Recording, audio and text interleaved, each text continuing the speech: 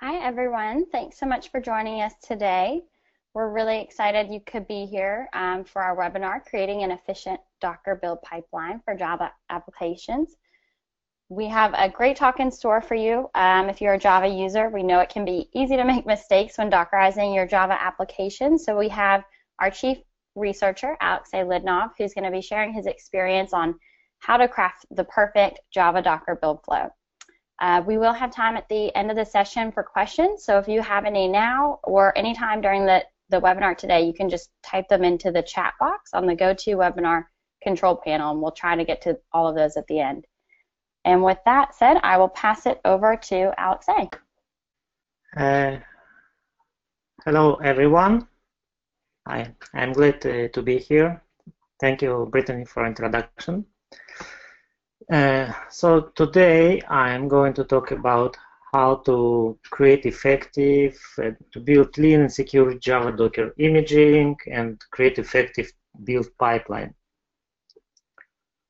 Okay, a little bit background about me. I'm Chief of Research for CodeFresh. It's a company that is doing CI/CD for Dockerized application.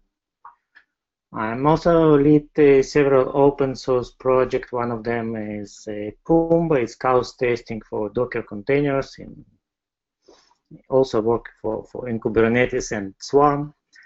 I'm with Docker for last more than 2 years from very beginning. Adopted this technology. It was not very stable. Learn it, start to use it, used it in production in my previous job and currently in CodeFresh. I have a blog post which I try to update regularly on CodeFresh, also my personal blog post on Medium, and my Twitter account where I try to publish interesting stuff about, mostly about programming. I'm not using it for personal messages. Okay, so when people that are not familiar with Docker first meet Docker, and they usually start with, the very naive approach. There are a lot of posts out there which is easy to find that promote this approach. Meaning it looks very familiar from the first look. It's like a VM build and an install flow. So, for example, we see here a Docker file. It's typical Docker file. Don't remember the exact post I took it from, but actually I built it for my demo project. As demo project, I'm using Spring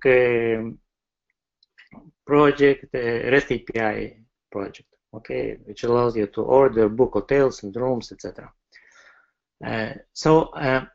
Usually people start from some kind of Linux image like Ubuntu here, an example, or CoreOS, or no, not CoreOS.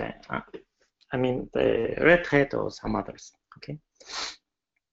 At first, as you used to do with a virtual machine, you install required packages. You also is able to, with apt-get utility, you can also install Oracle JDK without accept license, since usually these builds run automatically, so you don't have you cannot press buttons, so you need to auto accept it.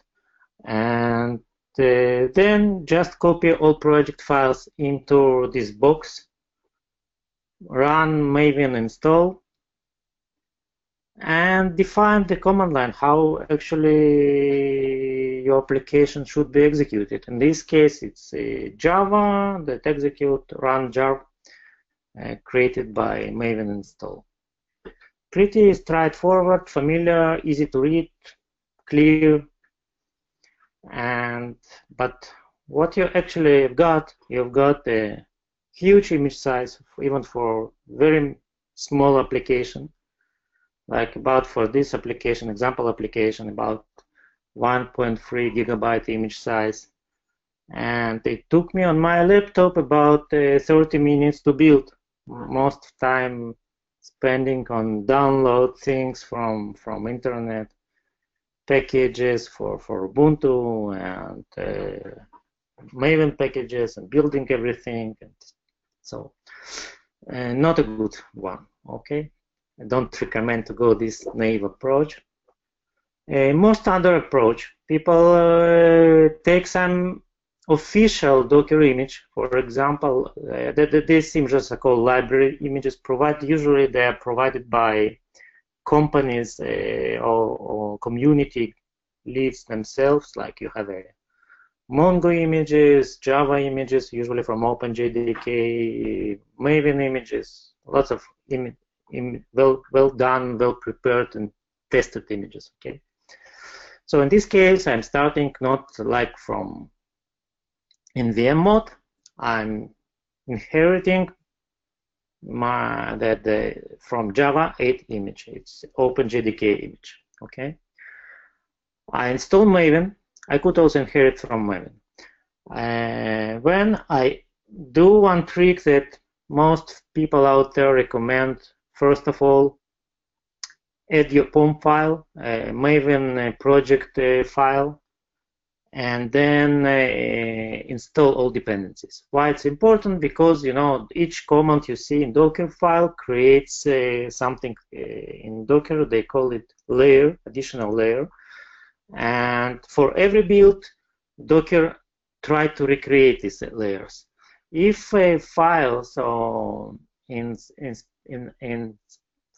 command had not been changed, resource that command is using had not been changed, the command will not run. It will use cache from previous build. So in this case, if your project dependency, if you didn't update between different commits project dependency, actually you will not download this dependency in next build.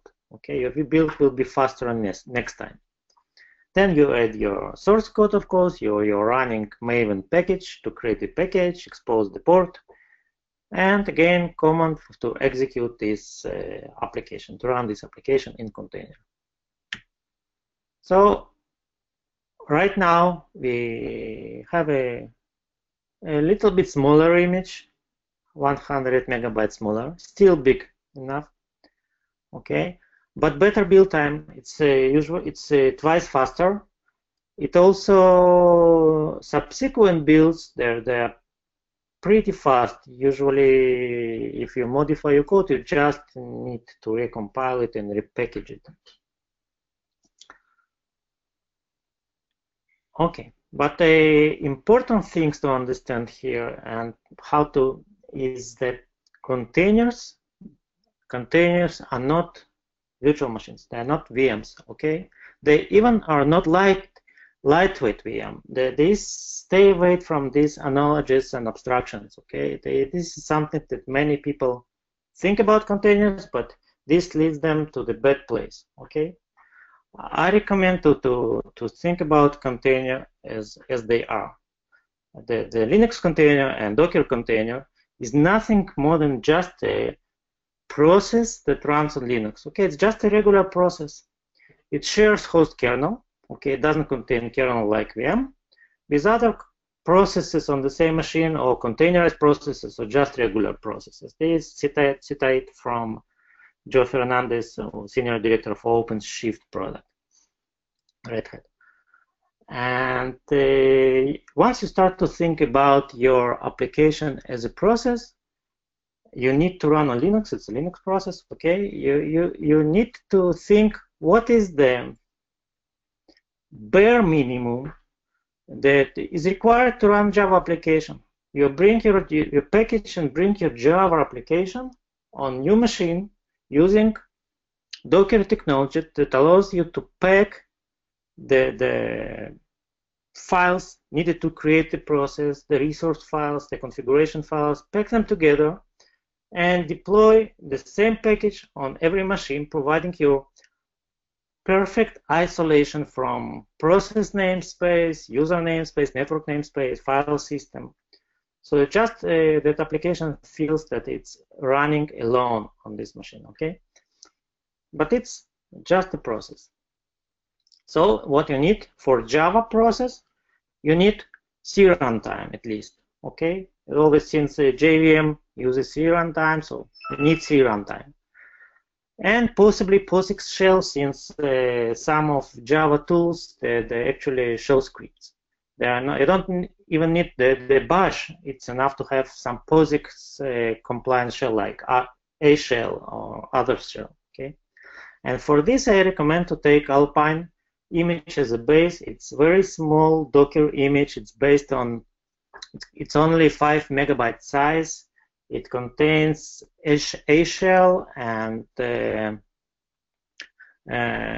runtime and BusyBox for basic or most popular Linux utils like cat, grep, echo, and others if you are using it. You need a Java runtime only, okay? So take OpenJDK. It's a good choice. It's stable enough. And you also, there are some, it's possible to take Oracle JDK, but there are some possibilities for license where it's not clear what license allows you to do. If you can read distribute your application with Oracle JDK installed inside your Docker container without user to agree to accept license terms. So it's kind of complex.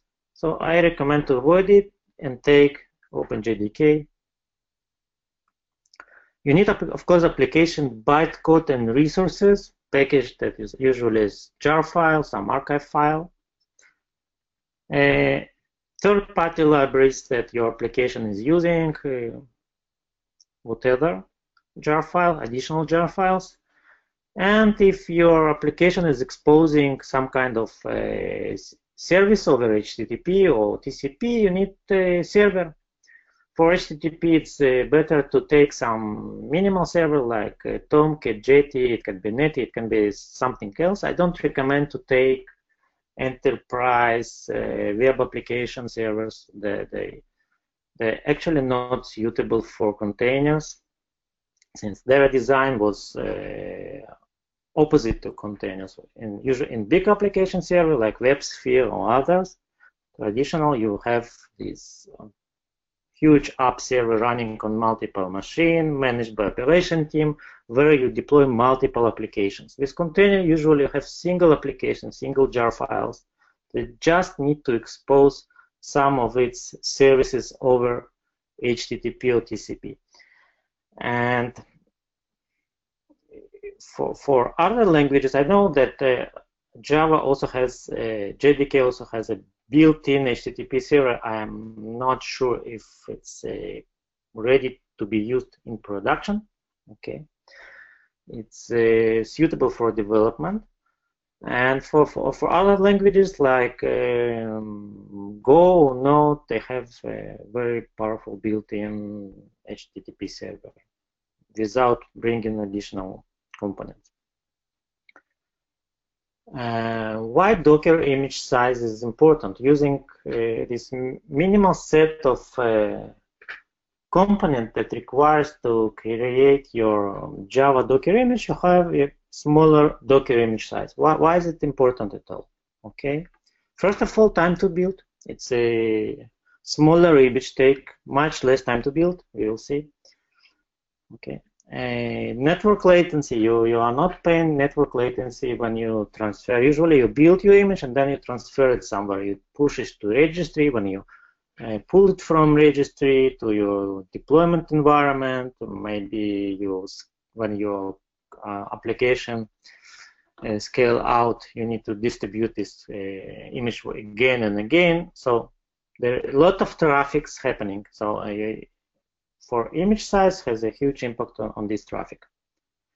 Especially, it also has some impact on cost, of course, if you're paying for your traffic. Storage, bigger image take more space without no real reason. Service availability and elasticity. Modern Docker clusters today, like Kubernetes and Swarms and Mesos, they actually allow to scale out on demand. You can define the multiple replica, what they call replica or instances of the same service running in the cluster. And actually, cluster scheduler, the component special components that take care about liveness of your service. If some of the virtual machines, some of nodes in cluster become non-available, your service being redeployed to another node. Or if you define the scalability rules when you would like to scale out, again, your service being redeployed to some additional nodes. And in this case, if your Docker image size is huge, like we saw more than 1 gigabyte, 2 gigabyte size, it takes more time till your additional replica or service will be available. Okay.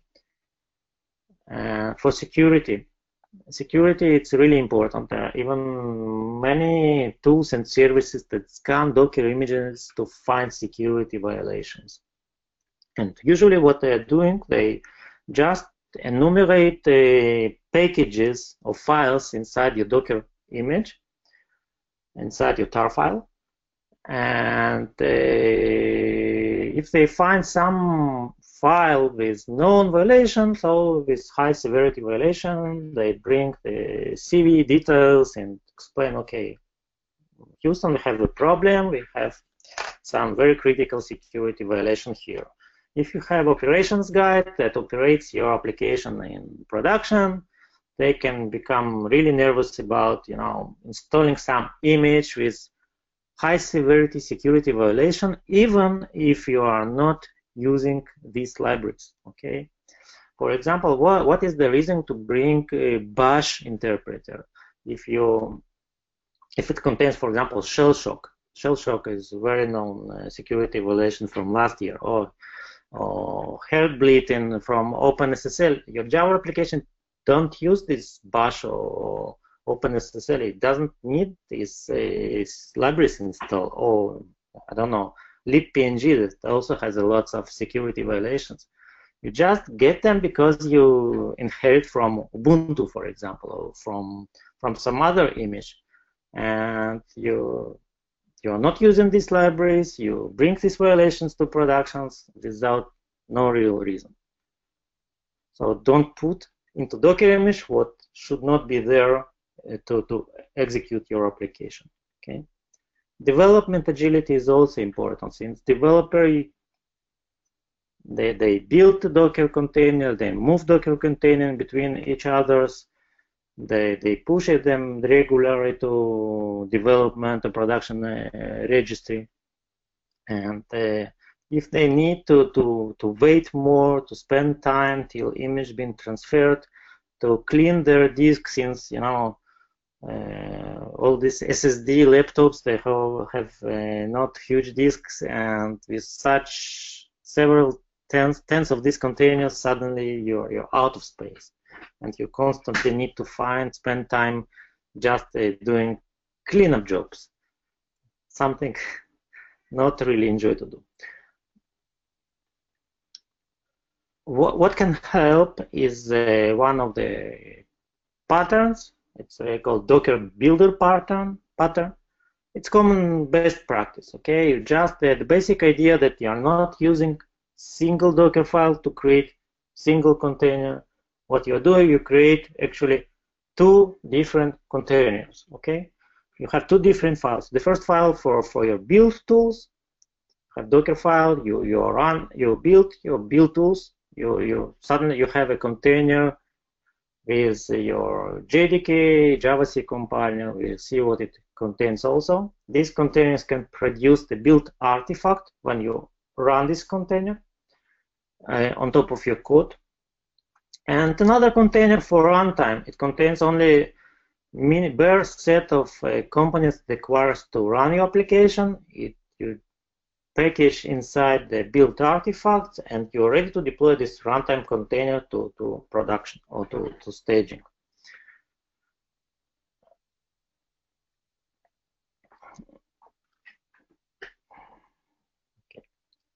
Okay. So let's take a look at the Java Docker Builder. What should it contain? We already saw the Java runtime, what should contain. For Docker Builder, again, you need to start with, you need to have C runtime. and POSIX shell. Again, Alpine is a good choice.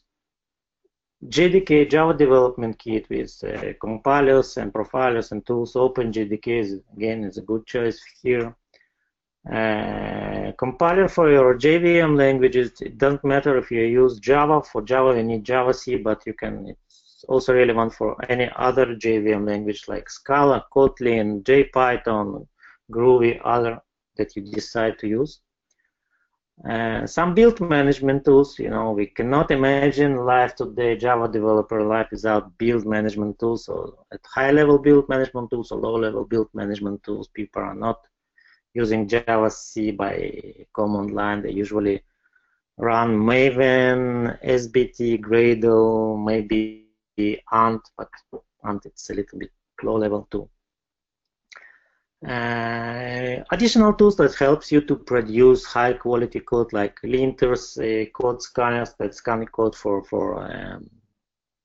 potential errors, for style check, for security violations. Different testing framework, unit testing framework like JUnit, TestNG, mock testing framework, additional test tool like PhantomJS or Selenium, whatever.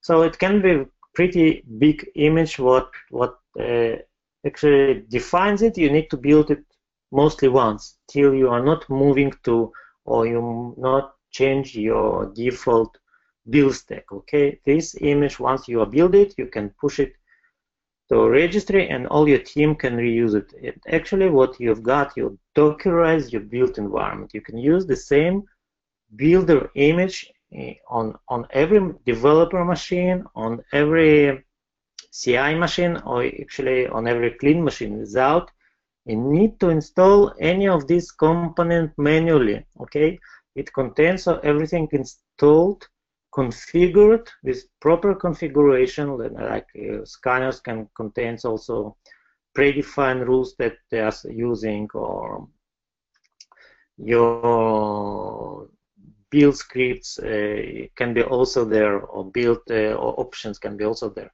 So everything is inside. So taking this builder container to CI, if it compiles your application in CI, it will definitely compile your application, build and test your application on dev machine. And now that it allows you to avoid the situation, that when it works on my machine, I can compile and test it on my machine without problem. Don't know why this CI build agent fails suddenly. Okay, so unified build environment. It's very important and very useful pattern. Let's take a deeper look at the builder Docker file. What is contained? Maven by themselves, they provide a not bad Docker file, but actually I recommend to take a little bit different approach. Okay, I'm starting from OpenJDK image here, adding bringing the Maven and installing it from specific Maven version. I can using argument, I can override this version. There is the default Maven version I'm using, but if I would like to update my build with different version, I need to pass this build argument during Docker build command and pass the Maven version I would like to download. It also optimizes Maven a bit for star type, like avoiding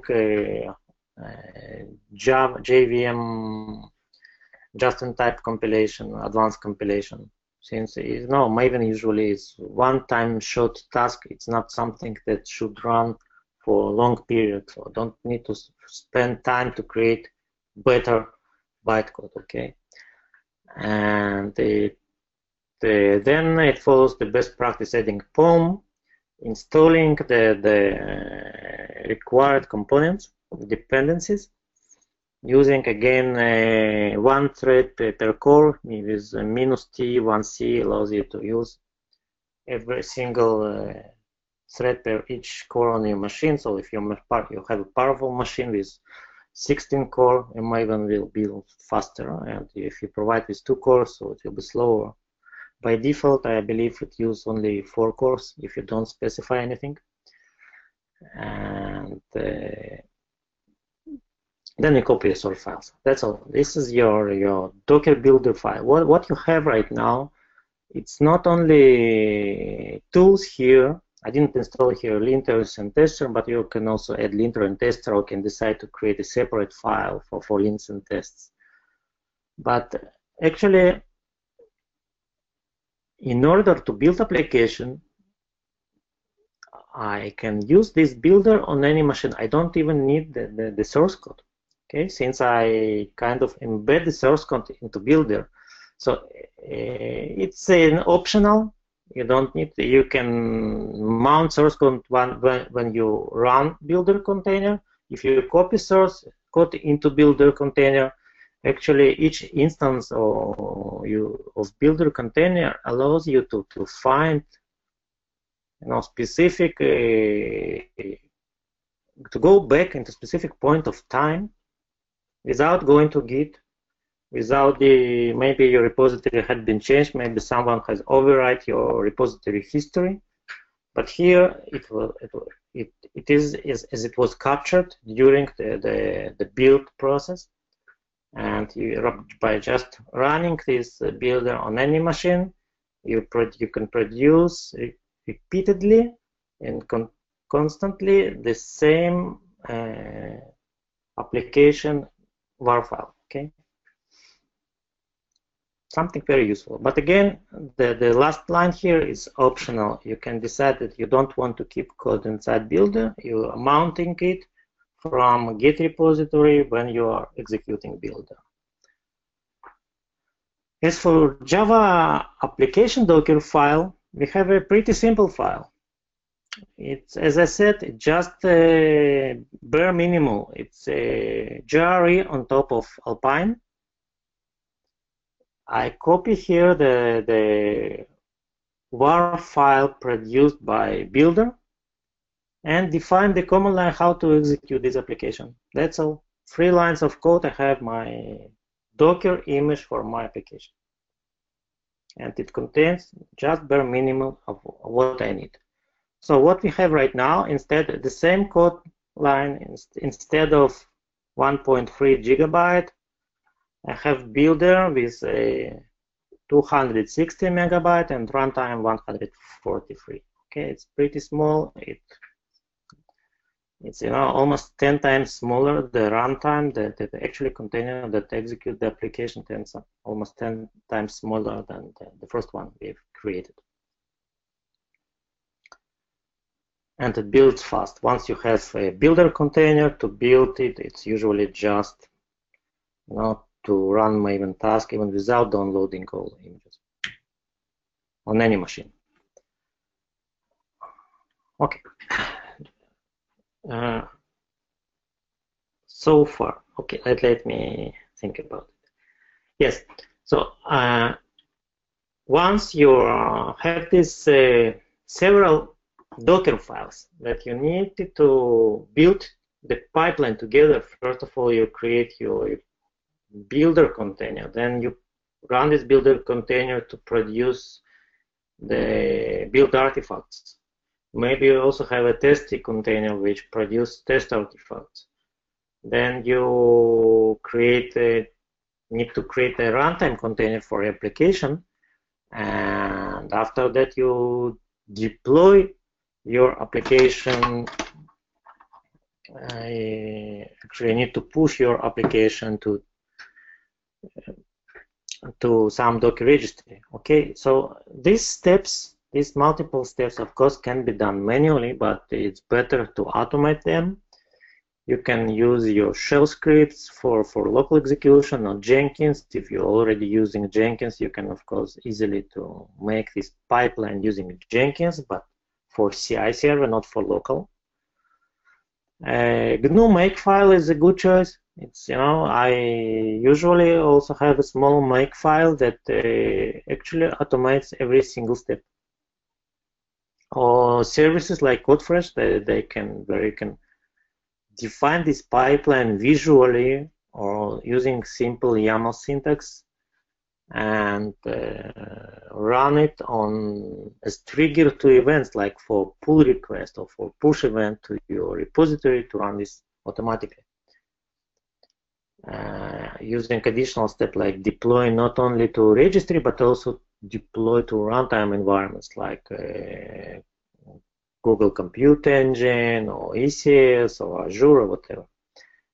And lately, the Docker themselves, they actually extended the Docker file syntax and Docker build with something they call multi-stage build that allows to create or to automate most of this pipe, a big part of this pipeline using single Docker file. But for this,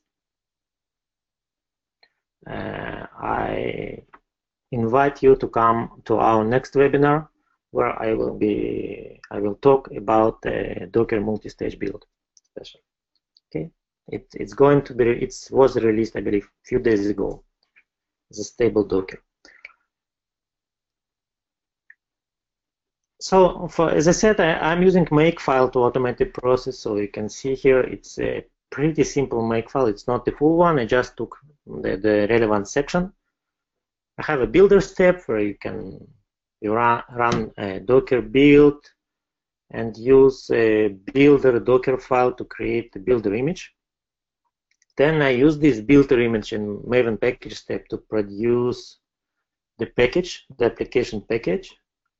I also use the same builder image to execute tests, okay, using Maven test command. Then I'm running Docker build with a build artifact produced by Maven package, and I create the final Docker image for runtime that contains basic jar array plus my var file. And step 2 to push it to registry. It's a pretty simple one. Okay, Docker push. I configure all these environment variables in different file, and I push it to the registry. The same as I said for CodeFresh, where you can do the same with in visual way or using CodeFresh YAML. Again, same step. You see Maven builder to build the image, Maven test to run Maven test command, Maven package to produce the final var file, build image to take this var file and package it into image to be released, and push actually image to Docker Hub, my Docker Hub account. I'll show you how it looks like in CodeFresh. Switch to the CodeFresh environment. Okay. I'm going to CodeFresh console. It's actually it's connected to my GitHub repository with example and all files here. It contains the CodeFresh YAML as I described with all steps. It takes this YAML file, and when I can automatically build on commit, but I cannot actually also build on demand manually. Right now, I'm not using the webhook, commit webhook. I am going to build it by myself. So I'm running this pipeline, and you can see it should be pretty fast since everything CodeFresh has also cache what it can to cache, so it's not rebuilding the image if it's already been built. So you see the cloning code, it's not cloned since I already have this code. When I try to build the Maven builder image, and actually I don't need to build it, it's already exists. I'm using the builder image from previous step, and then I'm running my test command, actually set of JUnit tests that takes about 20 seconds or something like this to run. And after all tests passed, actually the new production image will be created by taking the first of all, I'm creating the package, and after that, I'm actually build the final image is taking the produced WAR files, putting it into final Docker image, and I push this image. As you see, the new image was created. And it also was tagged with branch, Git branch, and it also contains a commit information as a label. And this image successfully pushed to our CodeFresh registry in our case. Okay, I can push it to any other registry out there. Let's go further.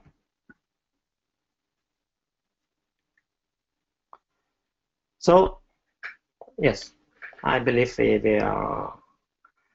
I'm finished, and I also have a more detailed blog post on this topic. So you are welcome to visit a CodeFresh blog that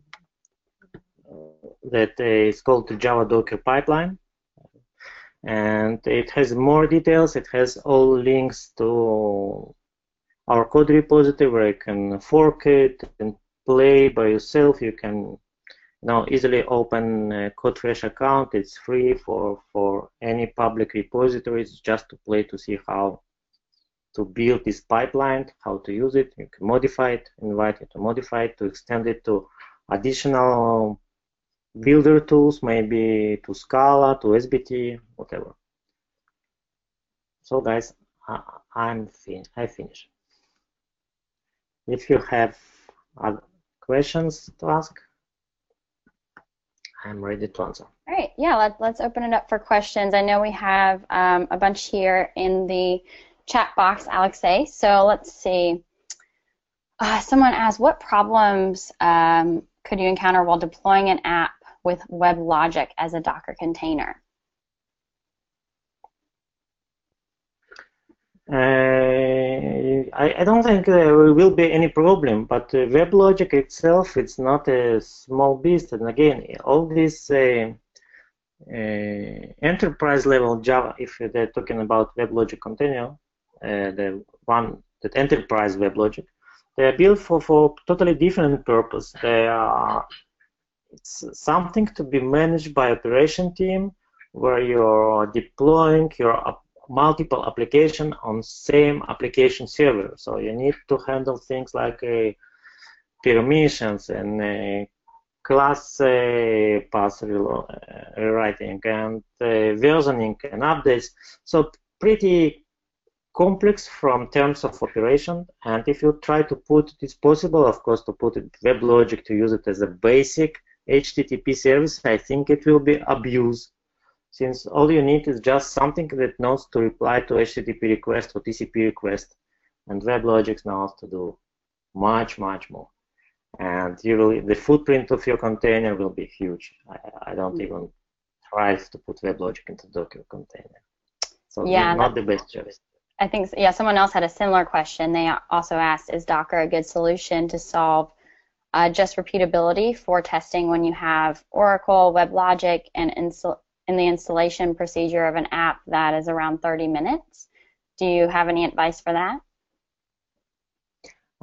It's just a moment. Okay, because to solve just repeatability testing when you have Oracle, it's one of the use cases for Docker. If you are not using Docker as a main delivery mechanism or main mechanism for running your application in production, you're not using some Docker cluster solution.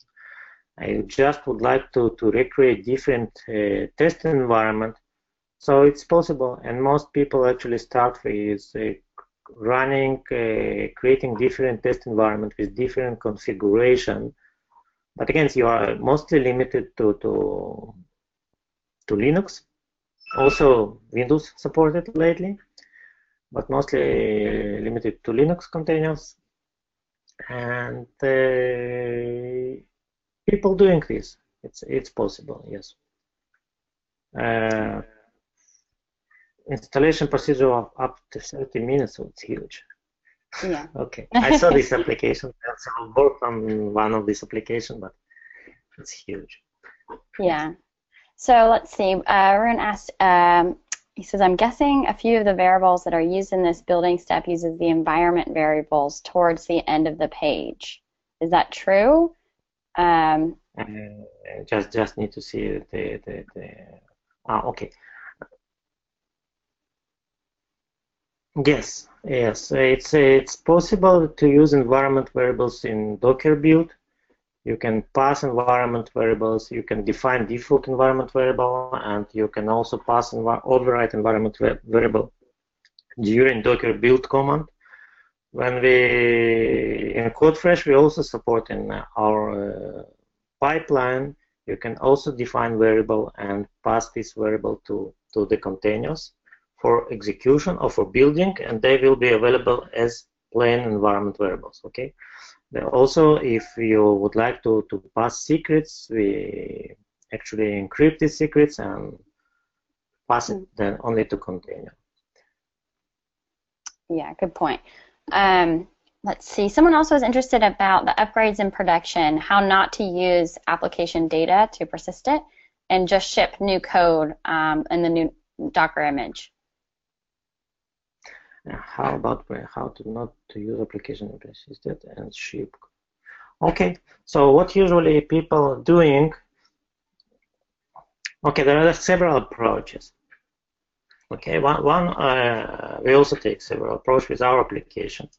So when you Dockerize your application, you sometimes for some services you just use them as a service. For example, database is a service.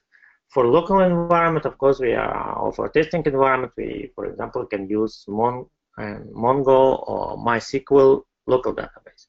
But when you are deploying to OpenStack cloud or Amazon cloud, you already have their MySQL or compatible database that are highly scalable, performant, with backup, and high SLA, something that is not easy to achieve. Okay, this is one approach, to rely on third-party service to provide you highly available and secure and persistent storage. Okay.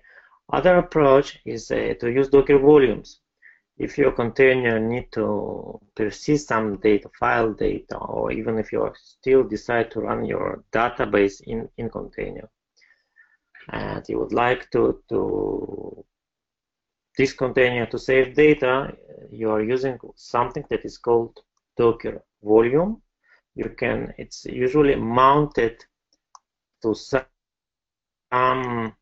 It can be mounted, of course, to local file system, to NAS, to S3. There are a lot of different Docker volume plugins that allows you to mount these volumes into enterprise level persistent storage or very popular public cloud solution.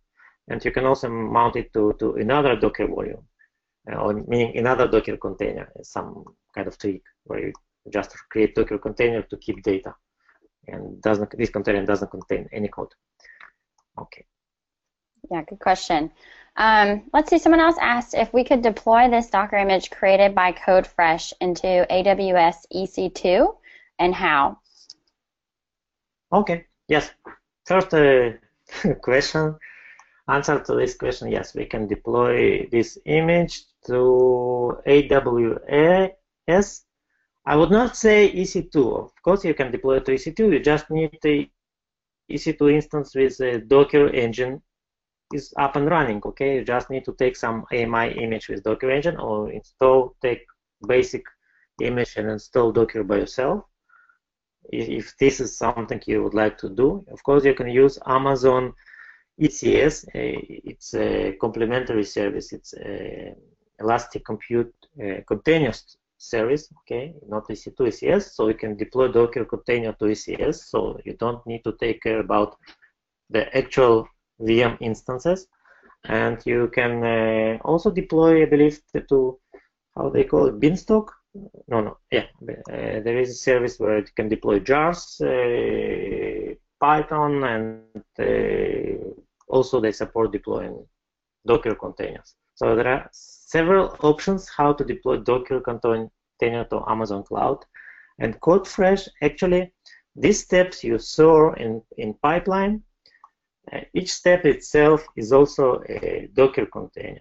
So out of the box, we provide you with very useful steps that knows how to deploy to Amazon, to Google Cloud, to Kubernetes. But you can also bring your own step. You can also bring the containers that contain inside itself all tools that requires to and get secrets from the pipeline configuration, everything that is required to take this image you produce and move it to any place you like, okay? So, and it can be part of your pipeline. Yep, great question. Someone else asked if you have any advice for IBM WebSphere and Docker. No. My experience with IBM WebSphere, it's a little bit old. I used it, I believe, almost 10 years ago, and still from that time I didn't touch it.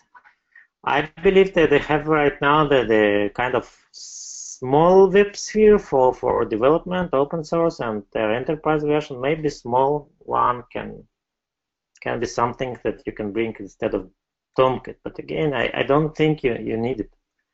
Usually, if you're building microservice application, you need to expose some basic REST API. Search for something simpler. This is my recommendation. Yeah, great questions. I think we got to a lot of them today, and if we didn't, we'll make sure to follow up with you directly, or you can reach out to myself or Alexei and directly and ask any follow-up questions. I do encourage you guys to check out our blog for additional information. Like Alexei said, he did another really great blog post on this topic. So if you need just a refresher, it could be great if you missed part of the webinar. And also, I will be sending out the recording to everyone probably later today or tomorrow. So you will get that in an email from me over the next few days. And also, I encourage you to register for our webinar next week using Docker multi-stage builds to create advanced pipelines. Alexei is going to be talking about how to use that feature on our webinar next Thursday. So definitely encourage you to sign up there. You can go to codefresh.io/meetups and see all of our upcoming events. And I encourage you to also give us, any feedback and topic suggestions for future talks. You'll be prompted to fill out a short survey once you leave today. So we'd love your feedback and how we can make these webinars even better. So thank you guys so much. Thanks, Alexei. Yeah, sir. Go ahead. Add something. You can also, as Brittany said, we have the blog post about the same topic on our blog site on codefresh/blog. So visit it there. If you have any question, you can ask this question in comments. I will try to answer. So if I didn't answer some of your questions right now, or you think about something additional, just go and ask, and I'll try to answer to every question. Yep, sounds good. Thanks, Alexei, and thank you guys for coming today, and we hope to see you next week. You. Bye. Bye.